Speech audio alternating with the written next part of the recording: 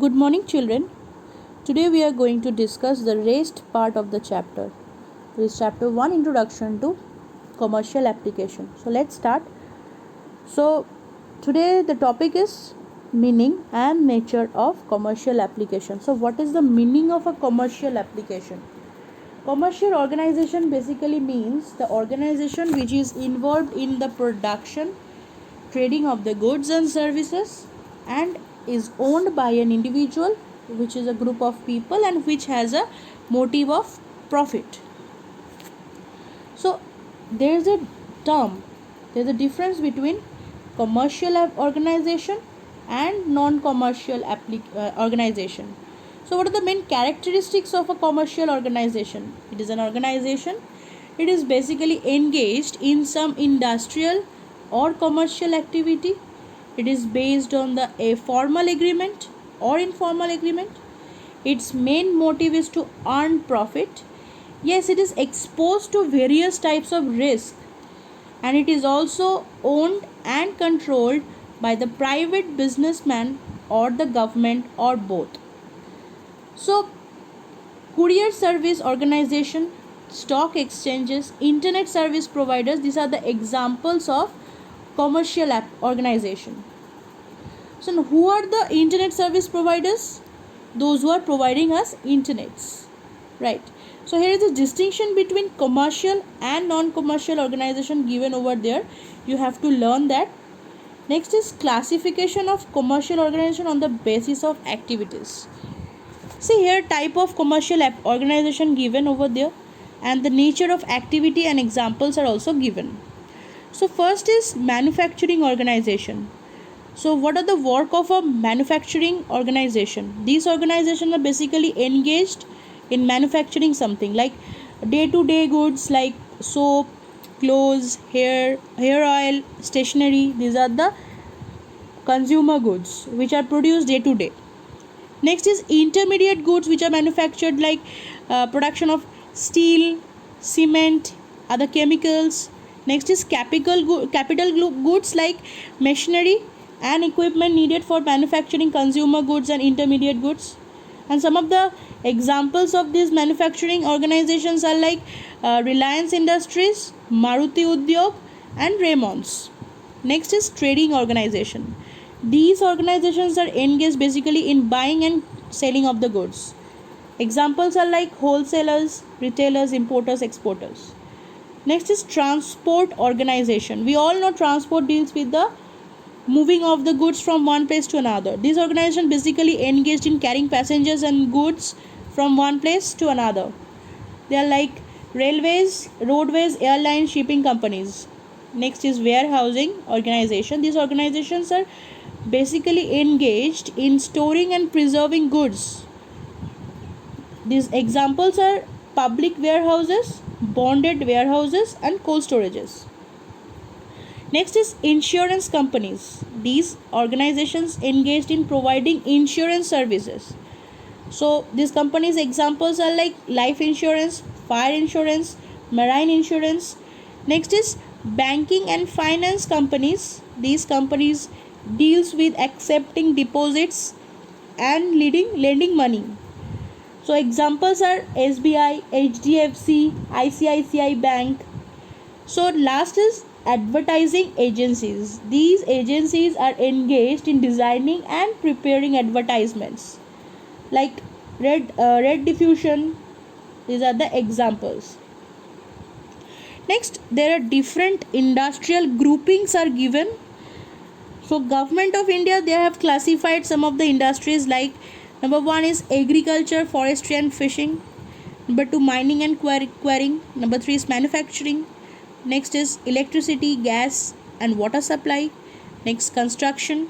Next is trade, hotels and restaurants. Next is transport, storage and communication. Next, financing, insurance, real estate and business services. And the last is community, social and personal services. So manufacturing industries are of several kinds.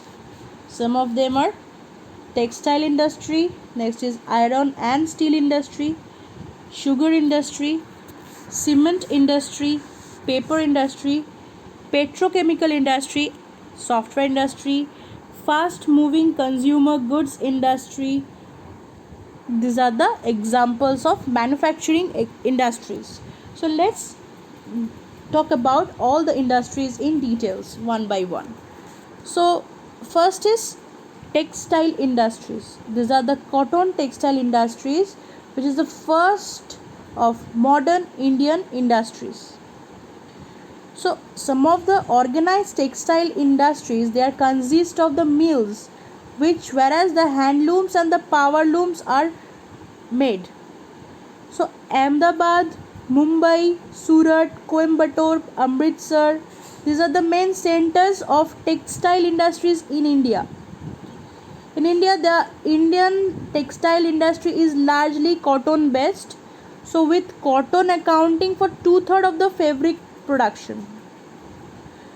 Some of the industries like Reliance Industries Limited, Maffatlal Industries, Bombay Dyeing, these are some of the examples of firms in textile industries of India. Next is iron and steel industry.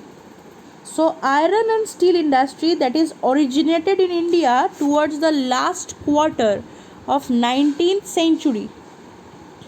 So government of India, they set up several steel plants and industries like Vilai, Rourkela, Bokaro, Salem, Vijayanagar, Gopalpur. These are the main centers of iron and steel industries. So later on, there is a decline of the capacity later on in inefficient planning and control, sickness of the mini steel plants related with that caused high production. So foreign competition, they became the main problems of iron and steel industry. Some of the examples are Tata Iron and Steel Company, Jindal Vidyasagar Steel. These are the main popular firms of iron and steel industry. Next is sugar industry. This is the second largest industry in India next to cotton textile. So this sugar industry, they received an impetus under 5-year plan.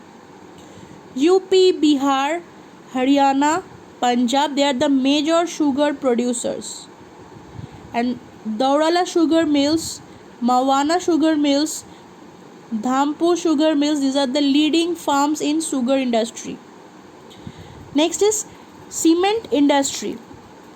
This cement industry, they had its origin in India in 1914 when the Indian Cement Company Limited manufactured cement at Porbandar in Gujarat. There are 20 large cement companies and 140 mini cement plants in India. JK Cement, Birla, Ambuja, Indian Cement, L&T, these are the manufacturers in India. And Madhya Pradesh, Karnataka, Andhra Pradesh, they are the main centers of cement industry. Next is paper industry. In India, it is more than a century old. There are about 340 private sector paper and paper board units, installed capacity of 32 lakh tons. So next, the Ballarpur Industries, JK Paper, Star Paper Mills, these are the leading paper manufacturers in India. Next is petrochemical industry. The petrochemical industry, including plastics, is one of the fastest growing industries in India.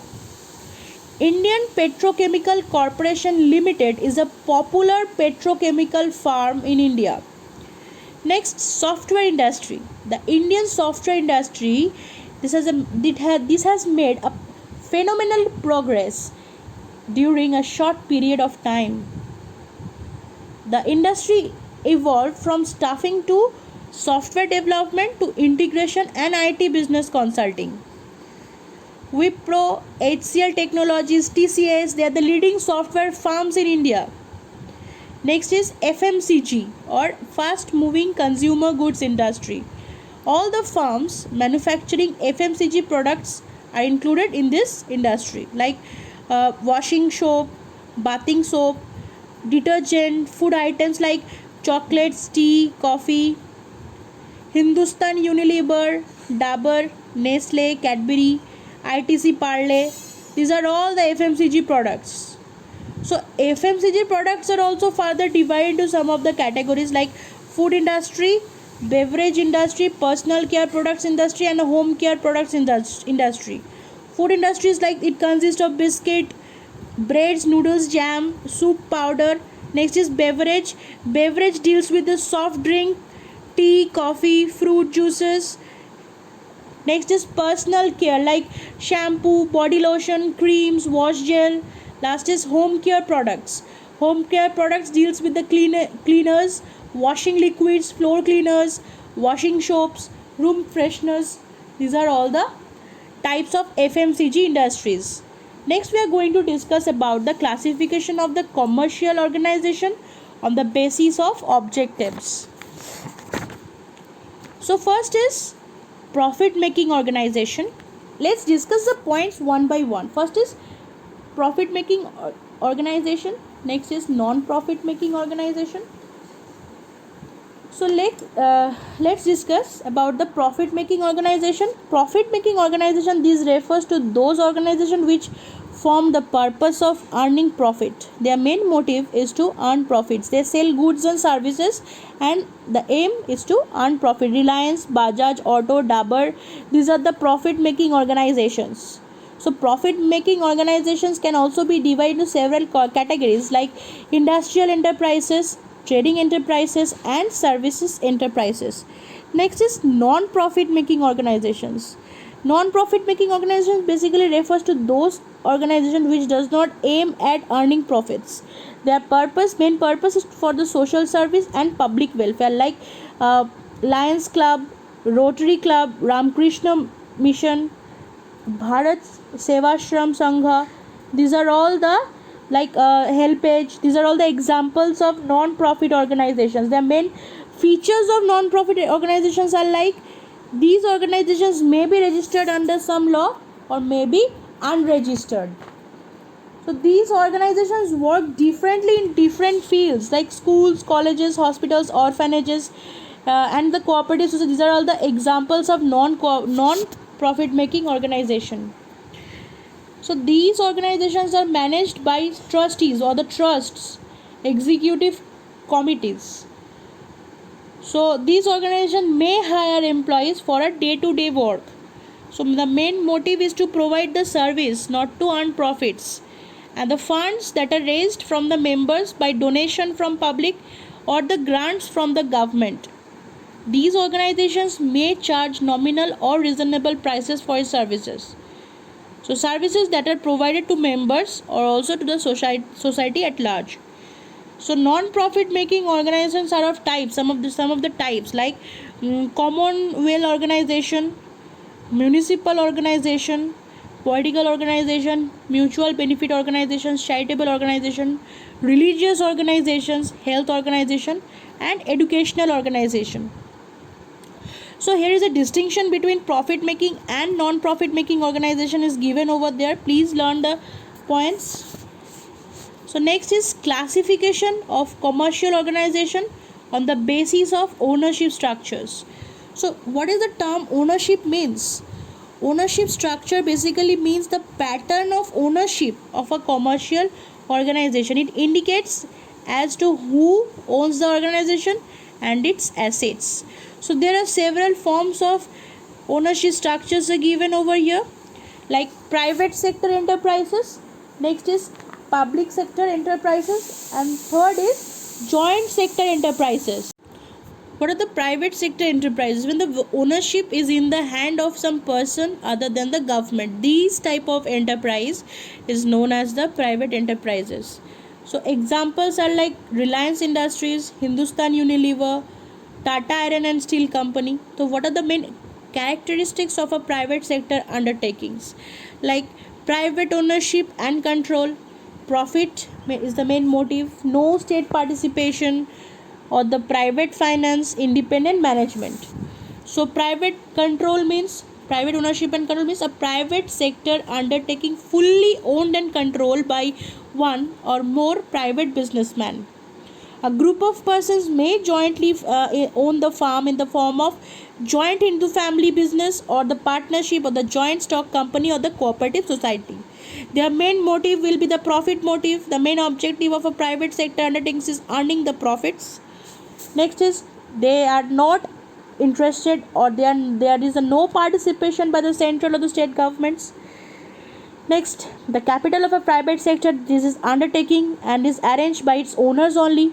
And the last is the private sector undertaking is managed by its own owners.